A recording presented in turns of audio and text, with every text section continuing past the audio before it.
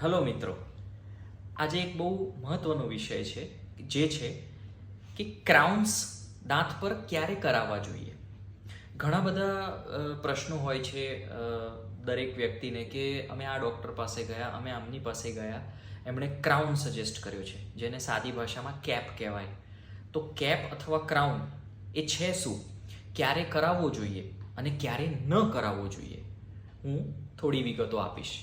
તો dental crown એટલે કે જ્યારે તમારા કોઈ પણ દાંતમાં એવી તકલીફ છે કે જેમાં ડૉક્ટરનું સજેશન એવું આવે છે કે આ દાંત એની મેળે ફિલિંગથી અથવા કોઈ પણ બીજી રીતે ચાવવાનો ભાર નહીં સહન કરી શકે અથવા એ તૂટી શકે છે, કોઈ પણ કારણથી સજેશન એવું આવે છે કે તમે ક્રાઉન કરાવી દો. તો ક્રાઉન્સમાં ઘણા બધા ઓપ્શન્સ હોય છે. મેટલ ક્રાઉન થાય, સિરામિક ક્રાઉન થાય, ઝિર્કોનિયા ક્રાઉન થાય, ઓલ સિરામિક ક્રાઉન થાય, પાર્શિયલ ક્રાઉન પણ થાય છે ને ફૂલ ક્રાઉન પણ થાય છે.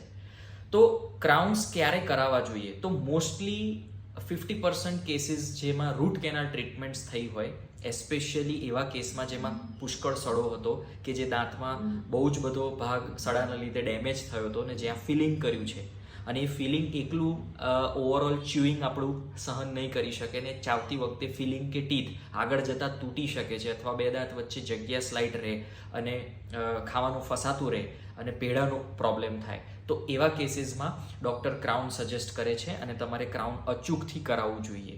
હવે અમુક એવી રૂટ કેનાલ ટ્રીટમેન્ટ્સ કે અમુક એવા નિષ્ણાત વડે થયેલી ટ્રીટમેન્ટ્સ અથવા તો જ્યારે સડો ખૂબ ઓછો છે, રૂટ કેનાલ ભલે કરાવી છે પણ સડો ખૂબ ઓછો છે અને એ સરસ રીતે પરફેક્ટલી નિષ્ણાત પાસે કરાવી હોય તમે અને એમાં બહુ જ સરસ એકદમ મોડર્ન અને બહુ હાઈ એન્ડ ફિલિંગ મટીરિયલ્સથી દાંત બનાવ્યો હોય, ગેપ દાંત બે દાંત વચ્ચે રહી ના હોય, સરસ કોન્ટેક્ટ બિલ્ટઅપ કર્યો હોય ડૉક્ટરે, એકદમ સૂઝબૂઝ ને પરફેક્શન સાથે કર્યું હોય, તો એવા કેસીસમાં કેપની જરૂર નથી પણ પડતી. અને એ જ છે અત્યારની મોડર્ન કન્ઝર્વેટિવ ડેન્ટિસ્ટ્રી.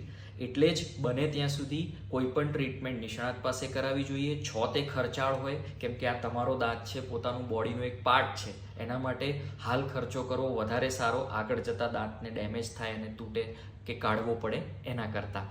અચ્છા, અમુક કેસમાં ક્રાઉન્સ નથી કરતા તો હવે મોડર્ન ટેકનોલોજીમાં પાર્શિયલ કેપ કહીએ છીએ અમે, જેને પાર્શિયલ ક્રાઉન અથવા એને ઓનલે, ઇનલે, એન્ડો ક્રાઉન, ઓવરલે, ઘણા બધા એના જુદા જુદા નામ ને જુદા જુદા પ્રકારના ડિઝાઇનિંગ હોય છે.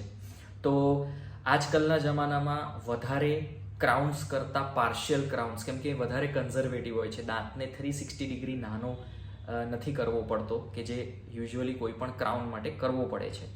હવે તમારું નેક્સ્ટ પ્રશ્ન એ હોઈ શકે કે ક્રાઉન કયા કરાવવા જોઈએ? તો બેટર છે કે આપણે એવા ક્રાઉન્સ કરાવીએ કે જેમાં ડૉક્ટરને દાંતને મિનિમમ ઘસવું પડે.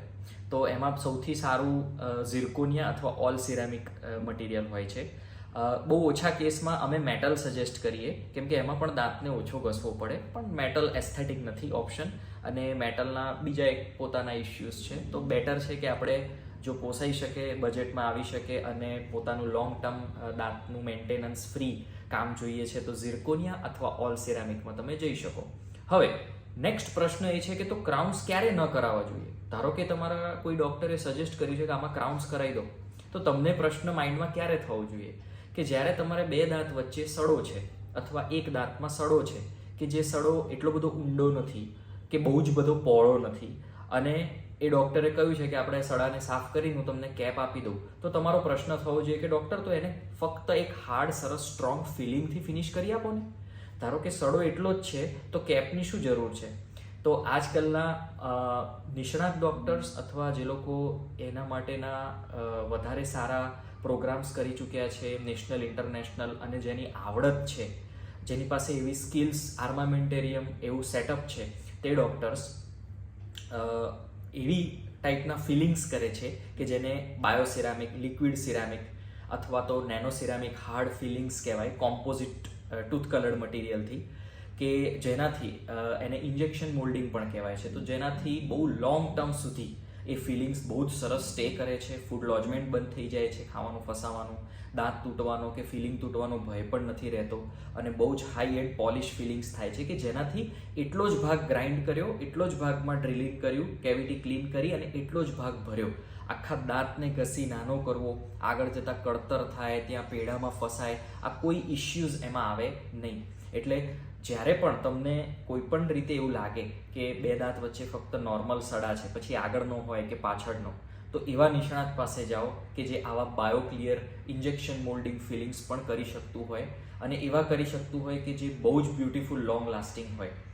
તો એના માટે કંઈ પણ તમને ડાઉટ હોય, આગળ બી કંઈ પણ પ્રશ્ન હોય કે એ ટાઈપના કન્ઝર્વેટિવ ફિલિંગ્સ અથવા હાઈ એન્ડ કેપ્સ ક્રાઉન્સ કરાવવા હોય, તો તમે અમને A to Z dental solutions ક્લિનિકમાં મળી શકો, અથવા તમારા નજીકમાં એવું કોઈ નિષ્ણાત હોય તો તમે જઈ શકો. તો અમારી ચેનલ સબસ્ક્રાઈબ કરવાનું ના ભૂલતા. આ ટાઈપના બહુ અમેઝિંગ ટોપિક્સ પર અમે ડિસ્કસ કરતા રહીશું. Thank you.